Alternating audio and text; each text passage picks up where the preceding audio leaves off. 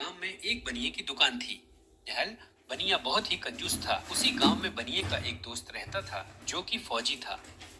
फौजी और बनिए के बीच बहुत ही गहरी दोस्ती थी। फौजी का कोई परिवार नहीं था। फौजी जब भी फौज से छुट्टी लेके आता तो सीधा उस बनिए के घर में ही अपनी छुट्टियां बिताता था। फौजी जो भी पैसा कमाता सब बनिए को दे देता था क्योंकि फौजी का कोई भी घर बार नहीं था। एक दिन बॉर्डर पर जंग छिड़ जाती है। तभी फौजी को अचानक छुट्टियां छोड़कर जंग के मैदान में जाना होता है।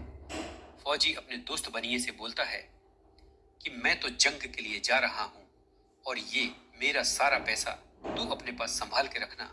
मैं जब वापस आऊंगा तो अब कोई काम धंधा खोल के तेरे साथ यही रहूंगा।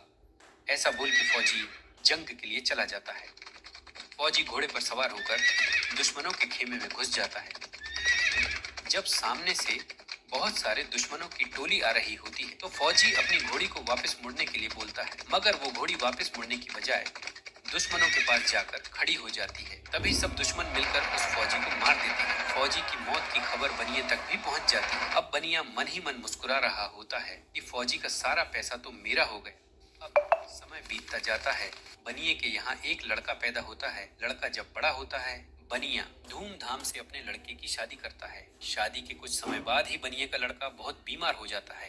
दुनिया भर में इलाज करवाने के बाद भी बनिए का लड़का ठीक नहीं होता है और बनिए का सारा पैसा लड़के की बीमारी में खत्म हो जाता है। कुछ दिन बाद बनिए का लड़का मर जाता है। बनिया बहुत दुखी मन से एक पेड़ के नीचे बैठा होता है। तभी वहां एक साधु बाबा आते हैं। बनिया साधु बाबा को रोते हुए अपना हाल बताता है। तभी साधु बाबा बनिए से पूछते हैं, खोअठू कि क्या तुम किसी फौजी को जानते हो? अब बनिया चौंक जाता है। तभी बनिया बताता है कि हाँ, एक फौजी था, मेरा दोस्त था। बनिया बोलता है, पूछो कि बाबा आप ये सब कैसे जानते हो? साधु बाबा बोलते हैं कि वो मैं सब कुछ जानता हूँ, क्या तूने उस फौजी का कोई पैसा उधार देना है? तभी बनिया साधु बाबा को सारी बात बताता है और बोलता है, हाँ बाबा, उसका बहुत सारा पैसा था जो वो मेरे पास रखवा के गया था। साधु बाबा बोलता है कि खोद जो भी उसका पैसा था तेरे पास रखा था, वो फौजी इस जन्म में तेरा बेटा बन के पैदा हुआ था और अपना सारा पैसा जो जो तेरे पास जमा करवाया था वो लेके चला गया। बनिया ये सुन के हैरान हो जाता है। तभी बनिया बोलता है, बाबा इसमें तो मेरी गलती थी, मगर इसकी सजा मेरी बहू को क्यों मिली? साधु बाबा मुस्कुराते हैं और बोलते हैं, फौजी इसी लड़की की वजह से ही बॉर्डर में दुश्मनों के हाथों से मरा था।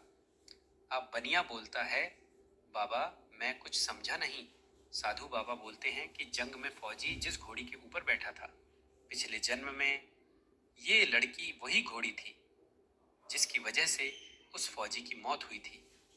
अब बनिया समझ जाता है, हमने जो जो जिसका देना है वो हमें देना ही पड़ेगा, चाहे इस जन्म में चाहे अगले जन्म में। इसी तरह की और कहानियां सुनने के लिए हमारे चैनल को सब्सक्राइब करें।